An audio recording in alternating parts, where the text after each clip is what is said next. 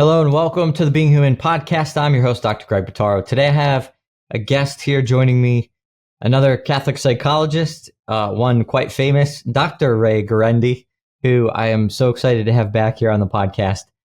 He wrote a book recently called Raising Upright Kids in an Upside Down World. And we're talking about parenting. We have a little series here on some different parenting issues.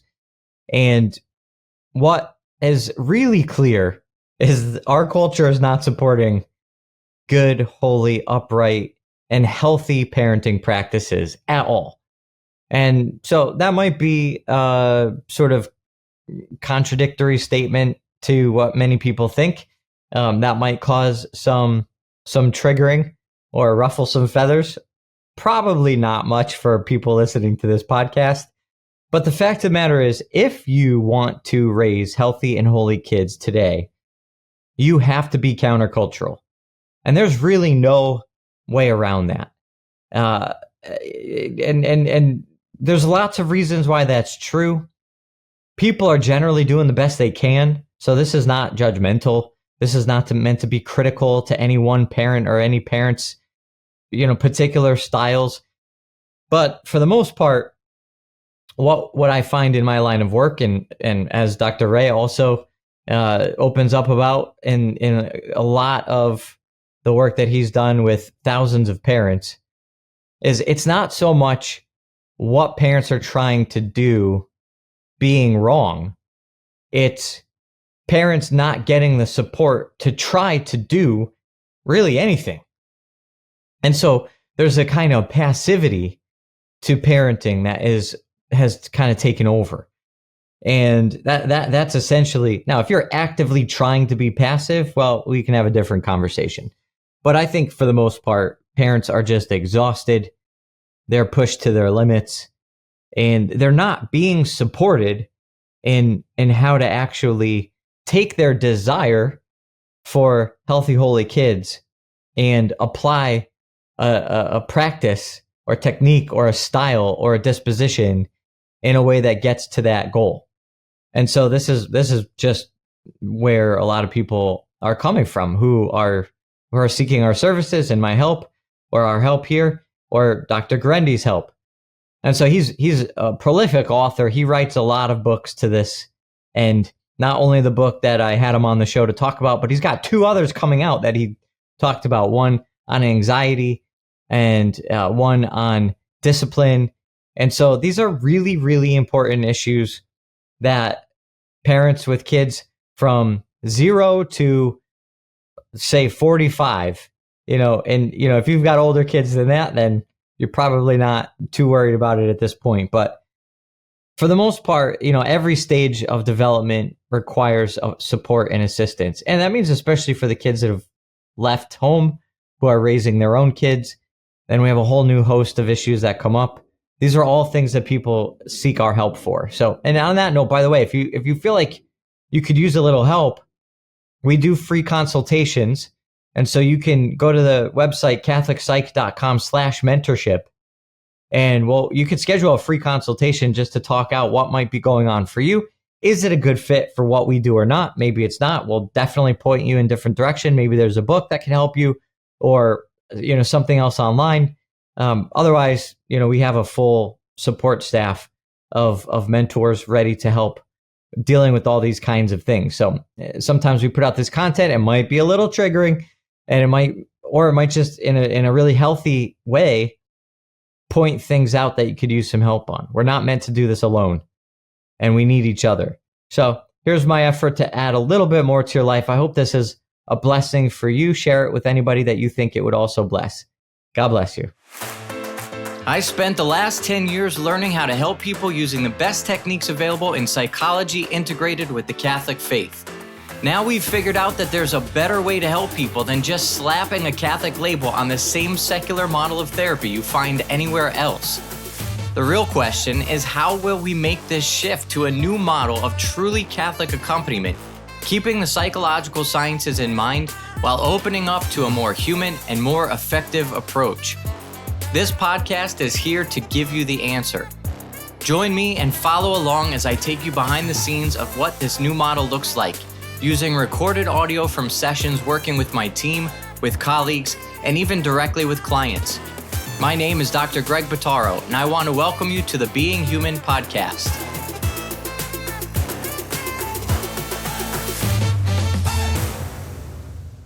All right, here we are. Welcome, Dr. Ray Guarendi. I appreciate that. Thanks for being here. Both of us being shrinks, we could shrivel someone if they get too close to this podcast. Double shrink. Yeah. Are we going to work on each other in this podcast? Well, I don't want to say anything, but I got an anonymous letter, and it looked like it came from your home address in a woman's handwriting. And it said something like, do what you can to assess him in the time you have. I can't say. Well, it's probably, my wife would have probably said, do what you can to fix him in the time that you have. I've got a lot of work to do. So whatever I can benefit from this, if I can get some free therapy out of this session, that'll be pretty amazing. Hey, Greg, are you 100% Italian? I'm 50% Italian, 50% French Canadian. Well, I was going to say, if you were 100% Italian, I'm 100% Italian. We could just be all day, go all day. This is going to be one-liners one after another, isn't it? That's what you've been on the podcast before, and that's what I remember pretty much. My face hurt from all the laughing I had to recover from that podcast. But we have some pretty important things to talk about today, which is pretty much your whole world of expertise, which is parenting. So besides being a psychologist, an accomplished shrink, and an accomplished radio host, an accomplished author, what gives you the right to talk about parenting? Because I've been doing it for 45 years, and it isn't just my own. People would say, you got 10 kids, therefore you know what you're talking about. And I say, no. That may be 1% of what I've experienced. 99% is just talking with hundreds and hundreds and hundreds and hundreds of parents and seeing the themes. Greg, you have a PhD. I have a PhD, and I think it's safe to say that whatever we know now is about 2% of what we learned in graduate school. Most of what we learned has been experience all these years and self-education. Yeah, 100%. Yeah, I totally agree. The school, I talk about that often with marriage stuff. It's like, I got married after I graduated my PsyD, and it was it did not prepare me for what marriage and family life would be. No, the first 6 months of marriage was more of an education about marriage and family life than anything I did in 5 years or 6 years of pursuing a doctorate. So, same thing for parenting. That old saying is, before I had children, I had 10 theories and no children. Now I've got 10 children and no theories. No, wait, let's back up a sec. So you have 10 kids, and you have 10 adopted kids. Yeah. And what a journey. 2 Hispanic, 2 biracial, 3 black. We go through a store.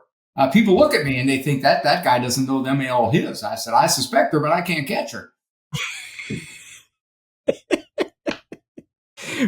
What's the story? First of all, what's the age range currently? Currently, it's 38 to 26, but at one point they were all under 12. Yeah, wow, that's unbelievable. And just briefly, what's your story? What started this whole crazy We couldn't adventure? conceive. I had a congenital defect called Sertoli only cell syndrome. Now, Sertoli, my grandmother was happy it was Italian, okay? But it was congenital, and I threatened to sue my mother, but the attorney told me the statute of limitations ran out, so okay. We thought, maybe we'll adopt 1, maybe 2 if we're lucky. And we quickly found out back then, if you didn't care about cross-race, you could adopt rather quickly. And that's still probably true now, Greg. That's what I hear. Yeah, I asked an adoption worker once, I said, if I want to adopt a little black baby infant, a boy, how long do I have to wait? She said, what are you doing tomorrow? So that's kind of how it unfolded. Kind of like eating potato chips, You always think you can eat one more till you throw up.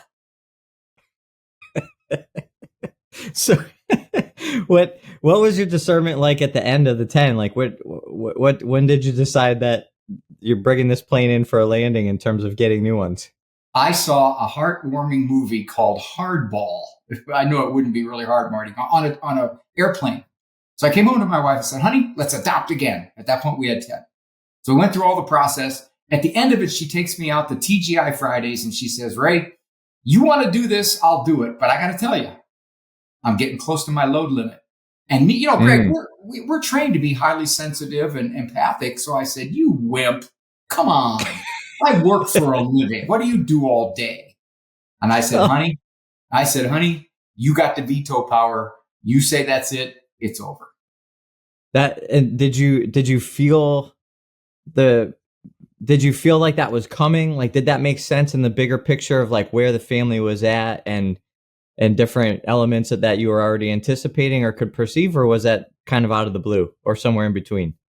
Back when we had 4 kids, if somebody said, you're going to go to 10, I'd have said, what are you, nuts? There's no way we're going to 10.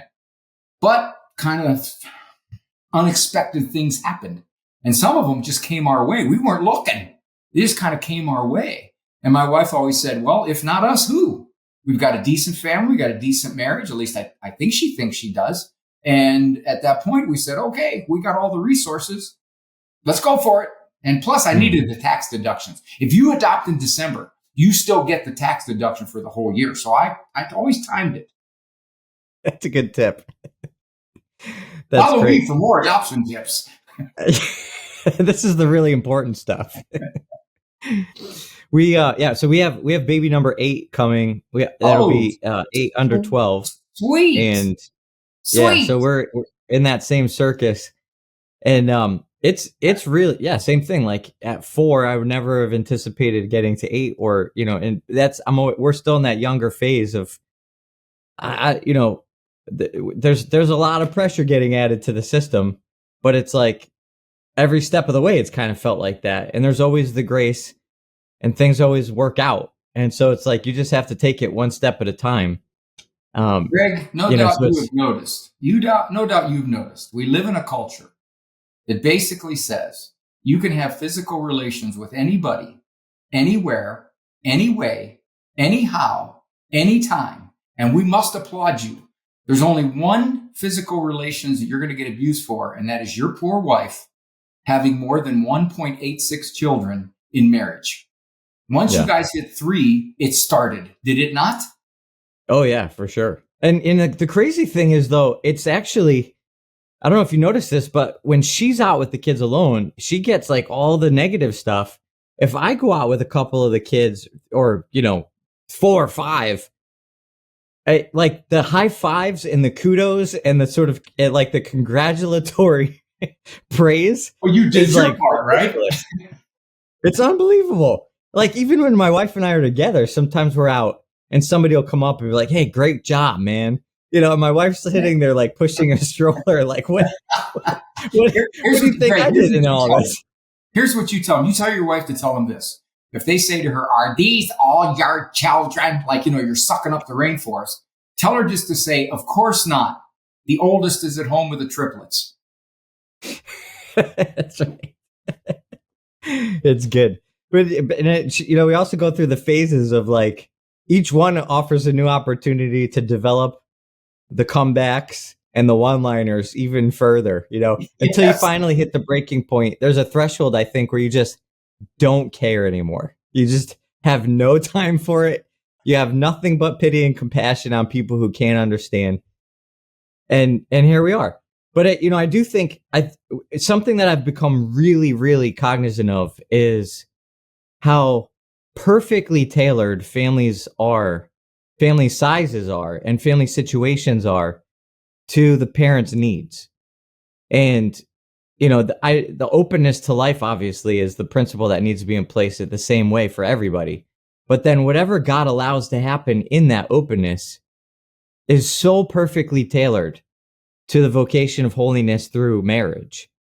And so, whether it's 2 kids for one family, or 10 or 12 or 20 kids or whatever. I recently met somebody that has 14 kids.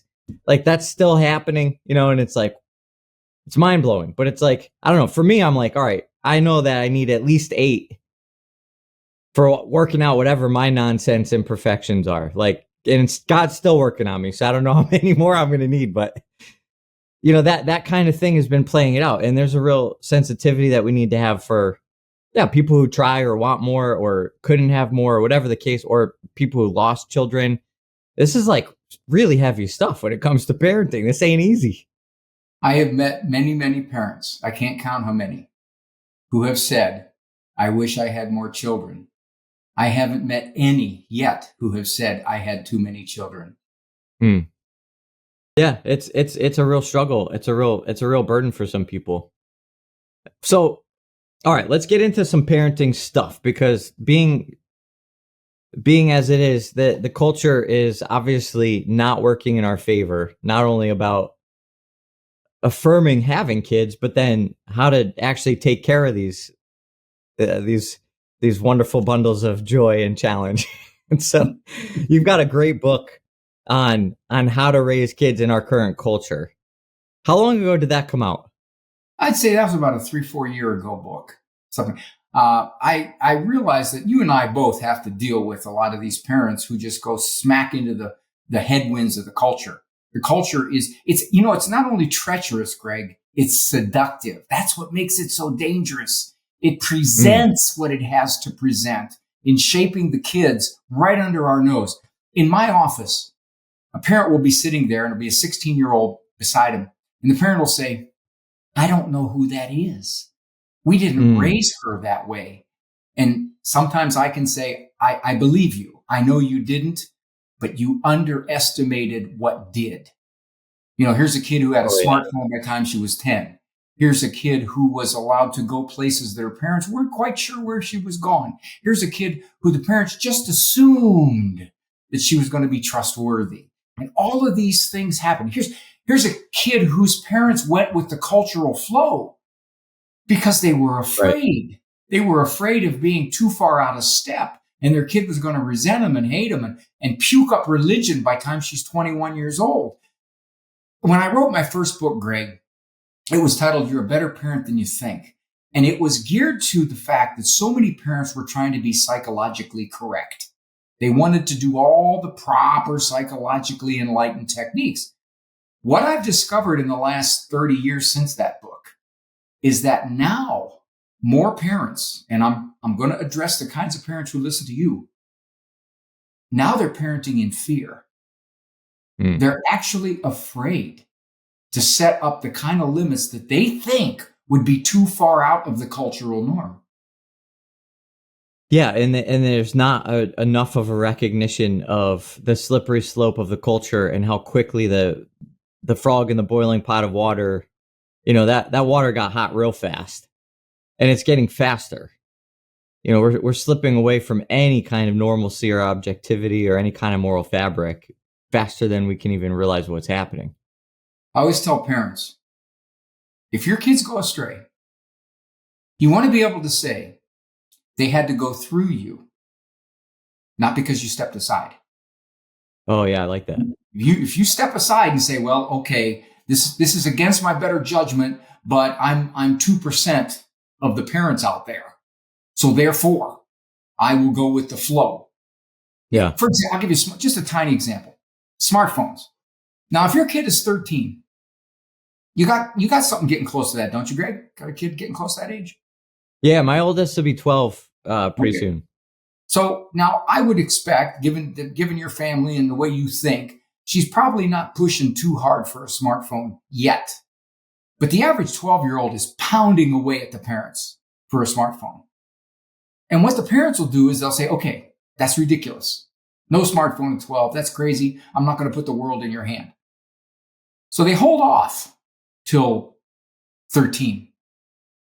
Maybe 14, but although very few hold off to 14. And then they feel they've got this false sense of security. I didn't give in. I didn't yield. Yeah, but what you did was you still gave it way too early. And there's the trick. There's the deception. If your 12-year-old, Greg, does not have a smartphone, she's probably in 5%, maybe 5%. Okay. Do you realize how strong you got to be to stand up against 95% of the culture? Yeah, I mean it's certainly. I mean we are homeschooling, and we do have a homeschool co-op, and then we are really blessed to be in a community of some really shared ideals and principles. But even in the co-op, I think some of the kids have phones that are younger than what I'll be comfortable with. Our 12-year-old is actually a boy, and our right behind him is a 10-year-old girl. And, it's funny because we're not like anti-technology. So we'll use phones or apps for things like the kids. I've got these stripped down old iPhone 8s and they have everything blocked except for the photo app, and they can do stop motion. iPhone 8 right there from the old man. It's like the best iPhone, right? That's the one. That was like, they should have never changed it after the 8. But they have a stop motion app. And so they'll make these stop motions with Lego figures. And it's like, I want them to have, access to technology and creativity and the tools that the generation has. And, it's like, okay, like those are really good things. And it's a struggle, but then they get in there and they're like, they're so smart and they're figuring out how to change settings. And the next thing you know, there's a new background on the phone and there's a new profile picture and there's, songs are playing on the stop motion and I don't know where they got them from. And it's like, whoa, you got to be super vigilant. And just like zeroed in on this. Their language, Greg, their technological language supersedes ours. It's crazy. No question. We can't keep up with them. So I saw a statistic recently that said well over 50% of parents have absolutely no safety measures on that smartphone. None. Zero. That's scary. Mm-hmm. And I grew up, when I was in high school, probably younger than that, I remember taking apart a computer.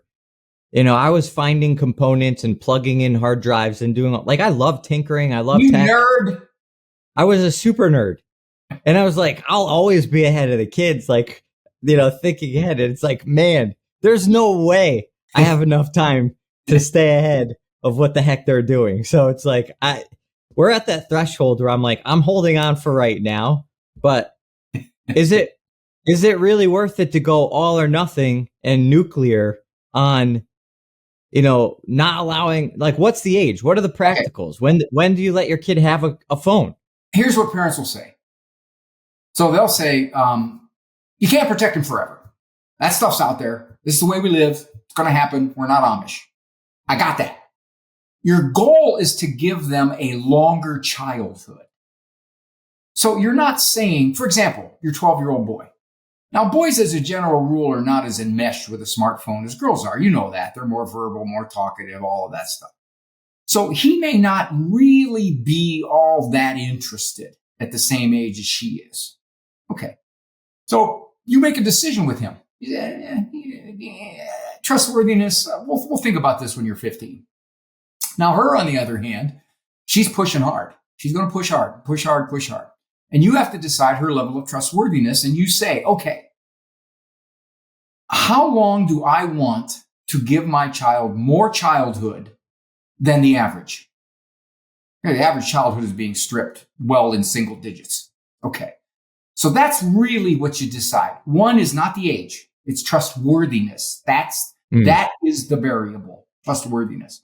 Secondly, you delay. It's not you stop, you delay. For example, we gave my daughter a smartphone at age 16. Within a matter of 2 weeks, she abused it. 2 weeks, she abused it. Okay, gone. Now, parents will say, when they abuse it, how long do you take it? I say, that's not the question. The question is, should they have had it in the first place? If they've already shown you they can't be trustworthy with it, then maybe you delay again until you decide the trustworthiness factor has increased. Her friends gave her 5 more smartphones because she lived with psycho parents. And every one of her friends said, your parents are psycho. Therefore, we owe it to you to give you another smartphone. So we were put in a position to have to basically take, when we discovered it, 5 smartphones from her. Oh my goodness. She's 26 now, okay? And she's still way too involved with that phone. But yet at the same time, she's past the age where we can do anything about it, obviously.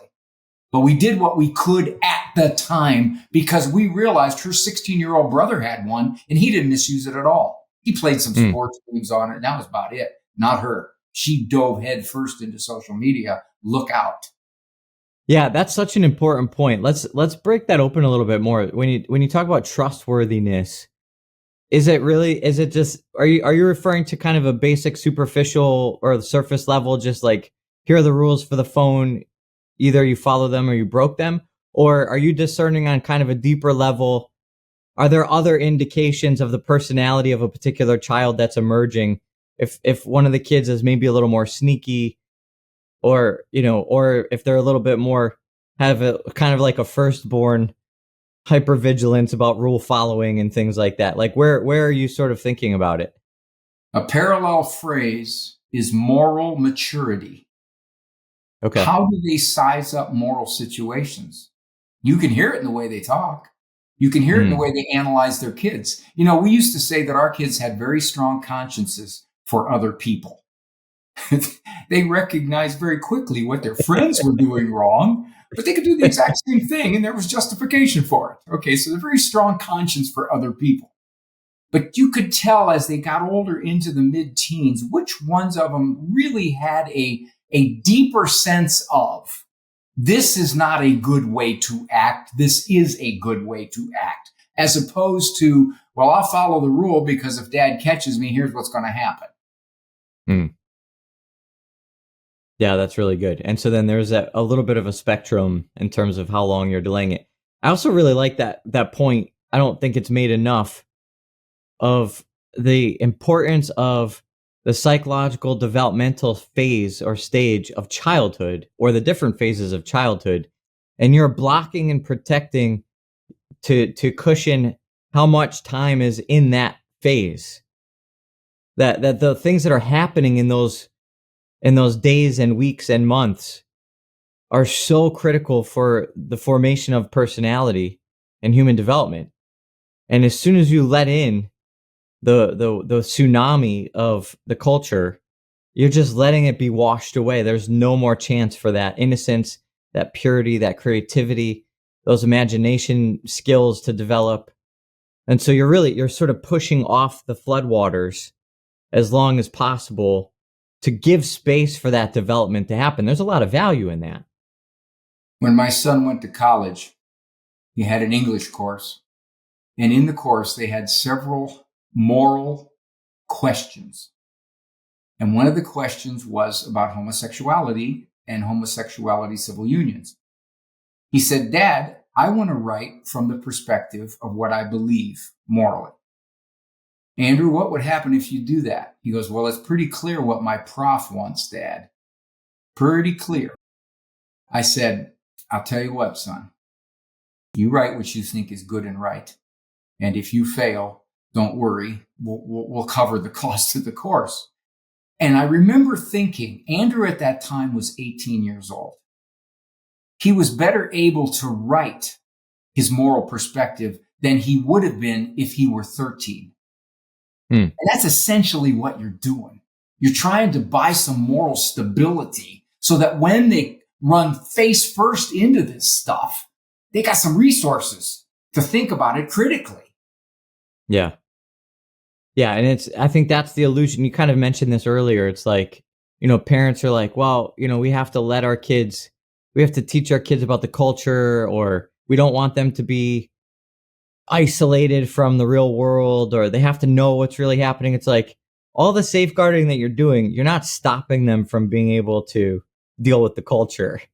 You're actually shoring them up and giving them better tools to deal with the culture. There's like this illusion or fantasy of somehow like, well, you're putting them in a cave and they're going to emerge from the darkness of the cave, blinking their eyes in the light. Like, what is this? This is an automobile? What do you call this thing? It's like, what? Where does this fantasy come from? This is totally insane. I have to believe for all of human history, I go back to my dad's father. My dad's father came from Italy, 6th grade education. If someone would have said to him, Angelo, you're being too protective of Nikki, he would have looked at them and said, what are you talking about? That's my job. Yes. I'm supposed to be protective. He's a child. Everybody instinctively understood that you protect the innocence of children. Only with, Greg, the onslaught of the experts who basically say the earlier they're exposed to this, the better they're able to deal with it. Only since that nonsense has a whole culture swallowed that notion. It's really remarkable. I mean, even with homeschooling, I still hear that sometimes. It's like, aren't you afraid that you're sheltering your kids? Like, aren't you say, afraid yes, that you're not that's sheltering exactly your my kid? goal. That's what I'm trying to do. It's unbelievable. Well, okay, so pop culture, obviously we got to try to push that out. The phones, the technology. What about when it starts to come in through the friends themselves?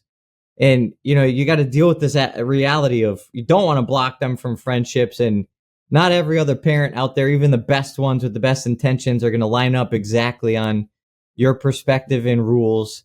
How have you figured out how to navigate those complications? The higher your standards are as a parent, the more in love that you are putting forth this moral upbringing, the less like you other parents are going to be. That's simple statistics. Okay. You're moving out on the continuum. All right. You're 3 standard deviations out or 2 standard deviations out. So there's going to be a lot less parents that think like you. So that's a given. You got to know that. You got to be ready for that. That's the first thing. The second thing is, and again, what was your question again? I sidetracked myself because you asked. Well, when there are those differences, and then you have kids who are being raised in these different households coming into your home, That's it. and then they're hanging out in the in the rooms without parental supervision, or they're hanging out outside, they're playing basketball, and the kids are talking about this, that, and the other. One kid's listening to a song, bad pop music, whatever. Like, yeah, just all those intricacies. Okay. It gets pretty complicated.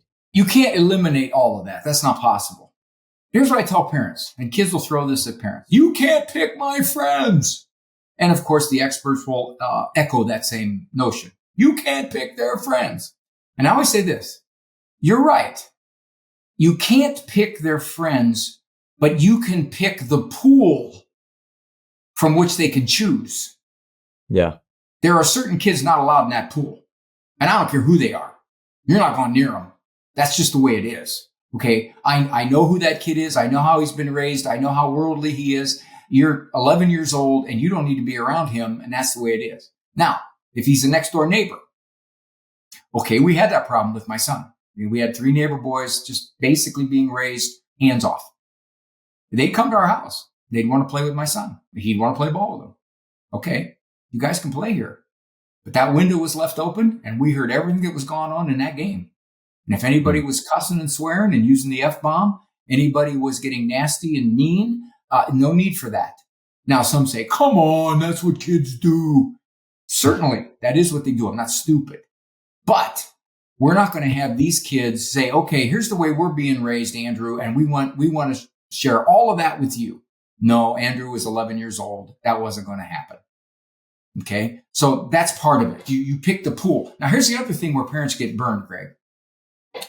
Well, I called her mom, and the mom seemed like such a nice lady. And we had a nice conversation on the phone for 8 minutes. And they said they were going to stay home. And no, they wouldn't have any movie that we wouldn't approve of for the sleepover.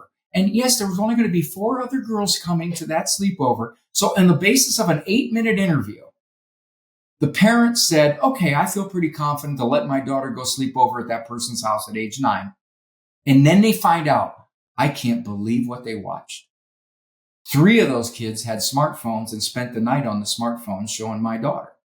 And furthermore, not only did 4 girls come, 8 girls came with 3 boys. The parent got burned because she just assumed that this lady who sounded so nice on the phone thought like her. And I always tell parents, you don't let somebody sleep over unless you know that person almost as much as you know yourself. Because I've been living with parents getting burned all the time because of this. Yeah, that brings up a really important topic too. This is something I feel pretty strongly about, but it definitely is an outlier opinion. We have like a very strict. We just don't entertain the idea of sleepovers at all. It's just off the table. And from my perspective, from what we've dealt with and listened to, and the stories that we know, it's like obviously we're biased, and we have a very small subsection of society who comes to see us for very important, like deep problems. But a lot of these traumas and different things stem back to things that happen in childhood, many times at sleepovers. And so it's like I have to hold the balance of, I don't think every sleepover is going to be an environment of abuse. Yet abused kids sometimes are abused at sleepovers. So it's like, I'm not, maybe this is an emotional Italian overreaction, but like, it's not even on the table. But Greg, then I don't you're know a, what you think about that. you're a psychologist. So I'm going to assume, and knowing who you are, that you have a pretty good sense of your judgment. You can say, no, this is the way I look at it. However, the majority of parents in that situation who say to themselves, sleepovers are off the table, there is an element of insecurity. Am I wrong? Is it okay to do this? Do I have the right to make this decision? This is what's happening. That reflects a much broader theme in parenting, which is, am I allowed to have this standard? I see that all the time. I say to parents, if you don't want sleepovers, that's your decision. You're the parent. You're allowed to make that decision. You don't go out and poll 100 experts and see which ones agree with you. That's your decision. Well, I don't want him having a smartphone at age 14. Okay, that's your decision. Well, I don't think he should have a TV in his room, but my mother gave it to him, and she said, if you take it out of there, I'm going to be in trouble. I said, you want to take it out of there? Yeah, if it were up to me, I'd take it out of there. Then it is up to you. Take it out of there. See, there's this whole idea of, am I allowed to do this psychologically? And that's what I mean when parents are just skittish. Yes. That is the most important principle there. That's really good to draw that out. It's true. And it's empowering parents. I remember when I first started speaking, probably, 10 years, 12 years ago, I remember I gave a talk and it was in a church hall, and it was about parents. It was for parents and anxieties and difficulties with their parenting. And 12 years ago, people were not talking about cell phones the way they talk about it today. And I told those parents, you have the right and you have the responsibility to not let your kids have phones. And it was, a lot of younger kids. The parents had a lot of younger kids. And they looked at me like I had 5 heads. And they basically like laughed me out of the talk. And it was like, you have no idea what you're talking about. Your kids are young. Your kids are little. You had, it's like, they didn't say this, but it was, I felt like they were sort of, oh, who do you think you are? You're this new young guy. You're talking, whatever. And I'm like, guys, like, this is so bad. This is horrible for your kids. And I was not invited to come back there to speak again. But number 2, it's like 10 years later, now we have this book, The Anxious Generation. And now the studies show, now the studies show that this is really bad for kids. Well, now everybody is saying, get rid of the phones, lock them up in the lockers, put them in the safe bags, whatever. It's like, okay. But the principle was there all along. And the principle actually points towards what parents should have automatically as their intuition.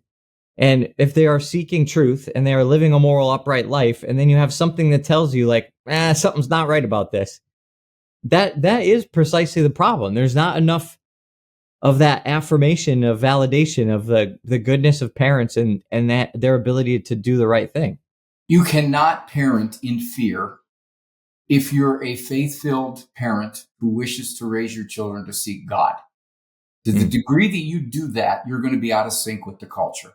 So you cannot parent in fear. You cannot do consensus parenting anymore. The culture is not in tandem with you.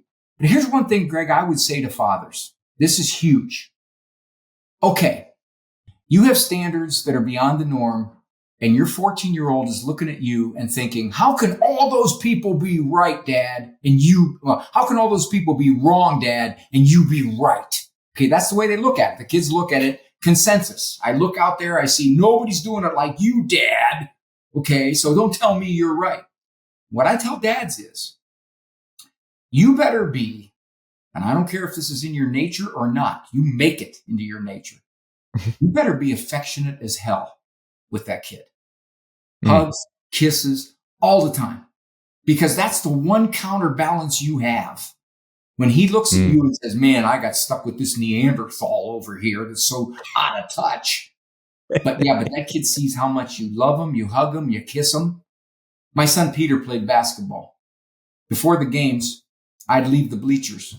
I'd go down on the floor and I'd give him a big hug and kiss right in front of everybody. And I said to him later, I said, hey, Petey, I bother you when I do that? He said, would it make any difference, Dad? I said, no, it wouldn't. Because you're not going to tell me at age 17 that I can't hug and kiss my son anytime I want to.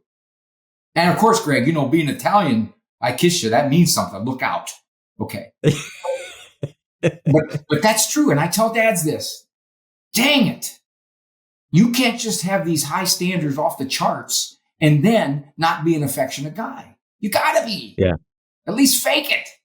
It's a really important principle. This is a whole nother track, but we talk a lot about complementarity between the masculine and the feminine genius, and how, John Paul II wrote in this encyclical on Mulieris Dignitatem, and he says on women, he says that mothers teach fathers their fatherhood. And there's a dimension to that always really challenged me. And then I think it was in this area specifically. If you think about fathers having this genius, this biological, natural disposition to kind of going out there, sort of seeing the bigger picture, the more objective things, the global things, the societal things, community things, whereas the feminine genius is really ordered towards the individual person. But the reality is fathers specifically need to take the genius of men and bring it to the family and bring it into the individual children. And so that's the dimension, I think, that specifically comes through that channeling of the feminine genius of affection towards the individual. And it's like, if a father has anything to offer, it's going to fall on deaf ears if there's not been an intimate personal relationship formed in the first place. And it sounds like that's exactly what you're speaking to here. And so it's great. Okay, you have principles, you have standards, you get the big picture, you know what you're trying to do, you're 20 years ahead of where your kid knows they are. Great. Who cares? Not this kid that you won't give the time of day to. So show up, give the hug, give the kiss, and especially for daughters too, right? So much of that deep affection, that deep connection, especially through the body, the physical affection is so critical to forming that relationship. It's a counterbalance. Kids naturally look at your rules and your limits at some level of, you're not doing this out of love, you're doing this out of trying to constrict me. Okay, we do that with God, our Father. It's like, oh, come on, why can't I do that? That would seem like a lot of fun. Why are you not letting me do this, Lord? Can we get rid of that commandment? I don't really like that commandment very well. Can we get rid of that one? I'd have a lot more freedom if you did. And the Lord knows this is good for you. This is the way to live. This will give you the most freedom. Well, the kids don't realize that. They don't. They look at what we're doing and think, I don't get this. Why are you doing this? And that's hard for parents because we don't want to be disliked. We don't want to be looked at. My son said to me the other day, he goes, Dad, when we were growing up, you didn't materially give us anywhere near what our friends had. We had 3 bikes for 10 kids and we had to share them. And he said, I didn't understand it, Dad. I looked at it and I couldn't figure it out. I thought, well, maybe you're just not very well off. And he goes, now I understand, Dad. I know what you were doing now. I didn't then. And I think I tell parents, you're playing the long game. That's what you're playing. You can't play the short game and say, well, I hope he understands. I hope he likes what I'm doing. I hope he appreciates it. Right. I hope he understands it. No, because he's a kid. He's not going to understand it. He sees this far. Yeah. The long game is what you're playing. And that's where you have to have the confidence to say, the direction I'm going in the long game raises the odds of a God-seeking kid. Yeah, that's great. That's really good. I'm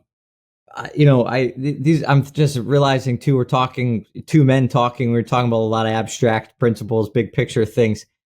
How about a little bit more practically? One thing I had on a list of questions to ask you about: how do you handle the rewards, consequences? Did you do allowance? Did you do chore lists?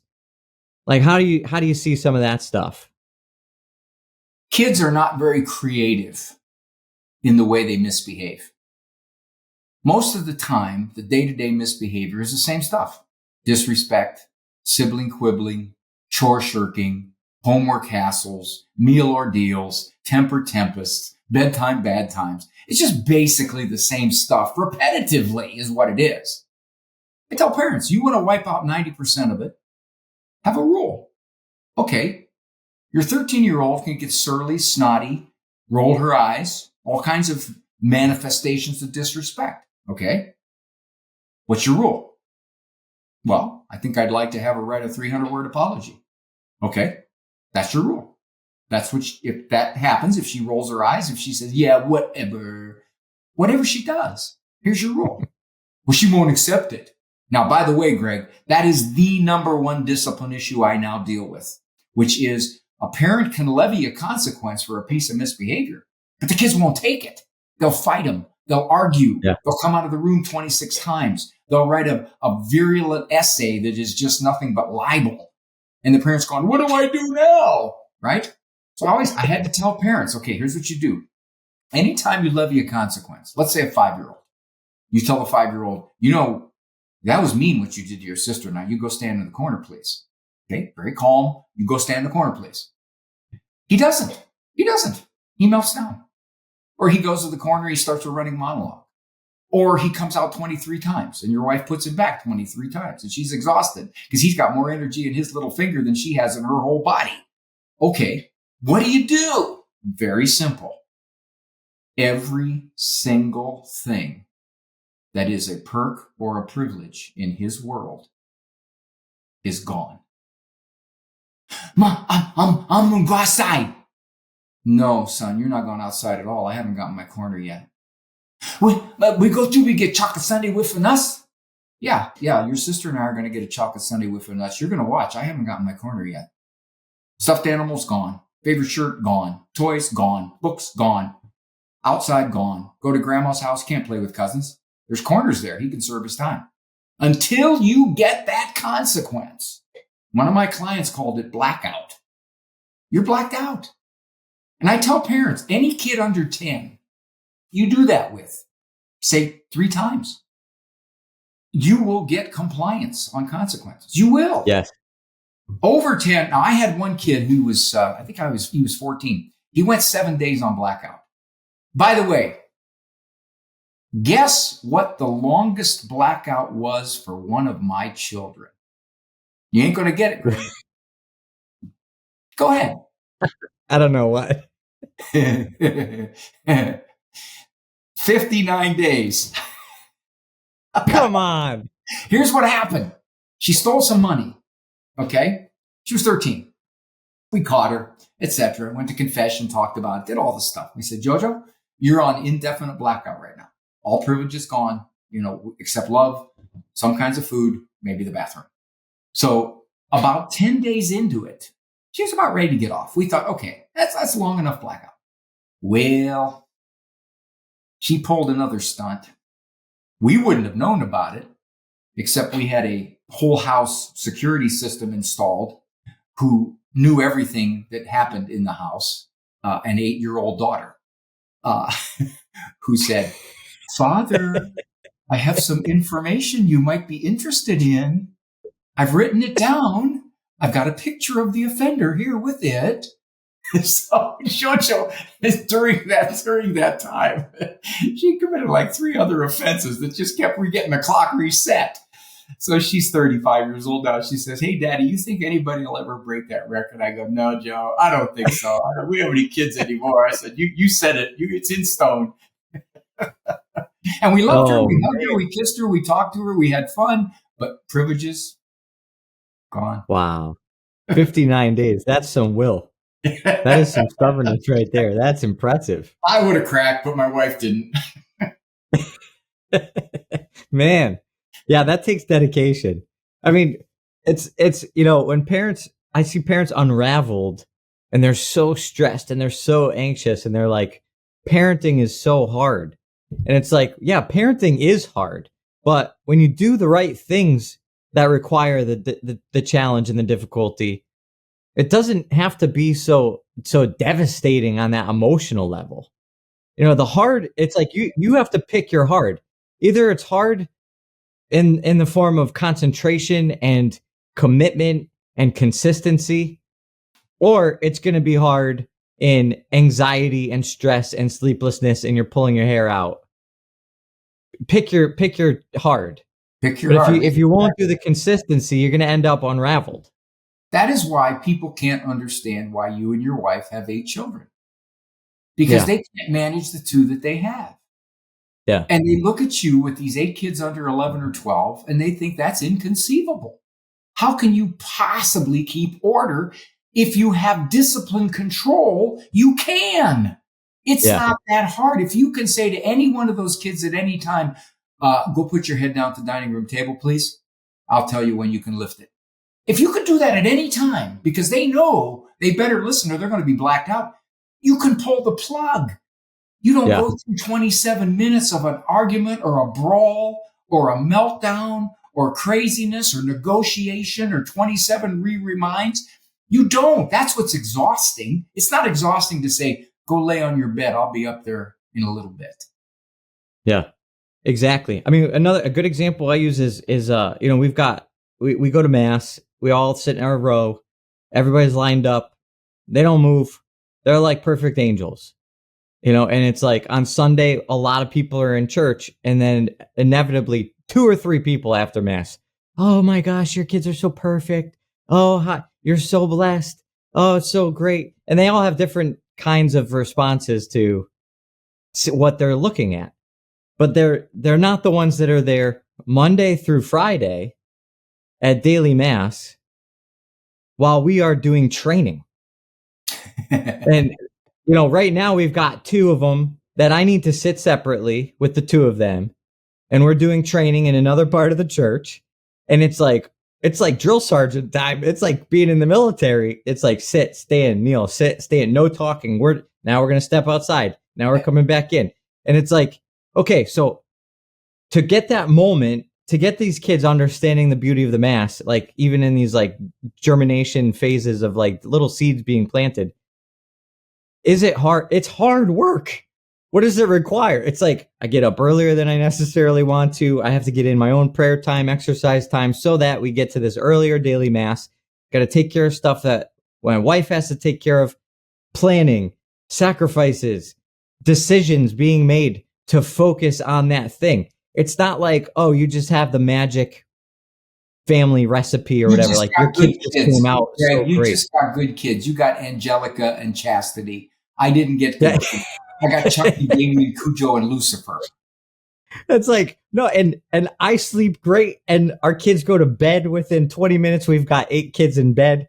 And it's like, yeah, so my life is not hard in the way that some other parents have it hard, where everything is falling apart. My life is hard in the fact that takes a lot of work to set all those things up and get those things going. But the reason I like to talk about it is to give parents hope. That's like, there's nothing special about me. It's just a matter of, okay, here's the formula. Let's do this. Let's choose the hard on the front end instead of getting a different kind of hard thrust on us on the back end. And it actually works. Here's the relationship. If you have authority, a loving, strong authority, the kids know you mean what you say, you're going to back it up. You don't have to discipline anywhere near as much. You don't. If you don't have authority, you're constantly battling with your kids. You go to confession. Bless me, Father. Before children, I was pretty nice. Now I'm not pretty or nice. I just want to know how serious a sin is it to want to shoot your kid with a bazooka? So what happens is, you're right. The difference is you put that effort in up front, and then it gets easier. If you don't put that effort in up front, now it just gets harder. It's harder and harder and harder. And you're thinking, you get this problem. I get it all the time. I'm disciplining him all the time. I'm constantly on him. And I'll say to them, yes, you are, but you're not disciplining. You're constantly on him. You're nagging, you're arguing, you're threatening, you're reminding. That's not discipline. That's on him. Doing something about it is discipline. And if you do that, you do it less. It's very simple. Oh no, if I disciplined him, I'd be on him constantly. No, he's not stupid. If he can predict what you're going to do, he's not going to test it. Not as much. And that's, I think, the key. The experts, Greg, and this is off topic for you and I, but I am convinced the experts do not like discipline. They simply do not. I have many examples of this. I'll give you a small example. A lot of private schools use the red, yellow, green system in the classroom. Are you familiar with that? Sure. If you have a green, you haven't misbehaved. If you have a yellow, you're warned. If you have a red, you get some benign consequence. It's really very mild. Doesn't do much. My son came home first day of kindergarten. He said, "Hey, Dad, I can do something wrong every day and nothing's going to happen." "What do you mean, Andrew?" He said, "Well, we got a system where if you do something wrong, you get a yellow." I go, "What happens with a yellow?" He goes, Nothing. That's just your warning." So I do the math. When I used to give presentations to teachers, I said, I do the math. Now, this is viewed as a very no-nonsense, strict discipline system. Yeah. I said, okay, 20 kids to a classroom, 180 school days a year. 20 times 180 is 3,600. So if every kid sized this up like my son Andrew and realized he could misbehave once a day, you would have 3,600 pieces of misbehavior by the end of your school year that you could do nothing about because it's wired into your system. That's how strict your system is. Fail. And then they're wondering why they can't wait for summer break. And yes, exactly. Oh, man. Well, I feel like we could go on for another hour, but we're going to have to cut it short for this time. Maybe, hopefully you'll come back and join us again. We can go a little bit deeper maybe. But it's a real pleasure. Enjoy having you here. We're going to link to your book and your website and anything coming up right now that you want to talk about. Well, I got a book on anxiety coming out, but I don't know when that's coming out. A little nervous about it. But you know as well as I do how pervasive all the various forms of anxiety are in our culture, which is ironic, isn't it, Greg? Because if you look at it from just a safety factor, we're probably one of the safest cultures that ever existed. And for the most part, the real threats to our well-being have been eliminated for the most part. Yeah. But yet we're the most anxious people in the world. Yeah, it's shocking. That's great. What's your book going to focus on? It's going to talk a little bit about the fears that develop, how they develop. Definitely panic attacks. Everybody's had a panic attack, and everybody believes a panic attack's making them lose their mind, and they're going to have a heart attack, and they live in fear of the next one, and all of that. So talk about panic attacks. Talk a lot about something that's your specialty, bailiwick, which is kind of the generalized anxiety, that what if this, what if that, the anticipation of the worst outcomes, all of that stuff. So I talk about that. It's not coming out for a while. The book I have coming out now is called Zero Drama Discipline, I think is the title of it. And it is essentially scenarios, actual scenarios that are common between parent and kid. And then I step into the scene to talk them out of trouble. Oh, that's awesome. That sounds really helpful. Is that already out, or when's that coming out? Coming out in, I think, September. Okay, sweet. So we'll definitely put some links in there for that as well. Okay. Oh, sweet. Well, thanks so much. Always great to be with you. Likewise. God bless you. See you. Thanks for listening to the Being Human podcast. If you've enjoyed this episode and want to help us spread the word and hear more, please head over to iTunes, leave us a review, and subscribe, as it really helps us to get our content out to more people. Be sure to listen next time as I take you deeper into what it means to be human. If you want more free content and information about what we do at the Catholic Psych Institute, head on over to CatholicPsych.com. God bless you.